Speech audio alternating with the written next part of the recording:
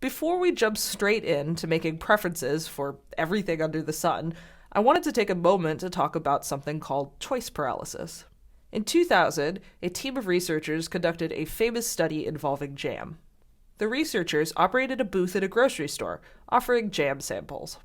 Every few hours, they alternated between offering samples of either 6 different types of jam or a whopping 24 flavors of jam.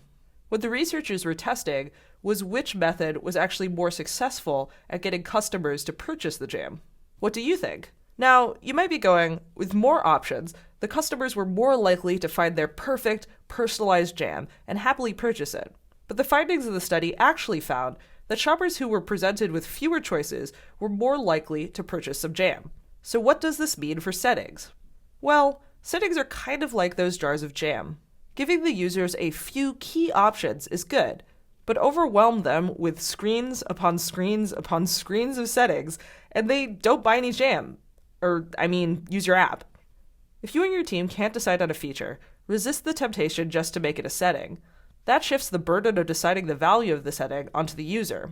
Also remember, it's always easier to add a setting than it is to remove a setting. When you remove a setting, you always risk having that subset of users angry about the feature being taken away from them. To help you with the decision of whether or not to make something a setting, I've provided a handy flowchart below.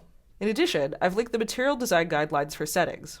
In our case, I'm removing any choice paralysis whatsoever on your part about what to actually make a setting, and I'm prescribing that we will be making 2 settings for Sunshine. The first is a unit setting for Fahrenheit versus Celsius to make Acer happy. The second is a setting where users can specify what location they want to get the weather for.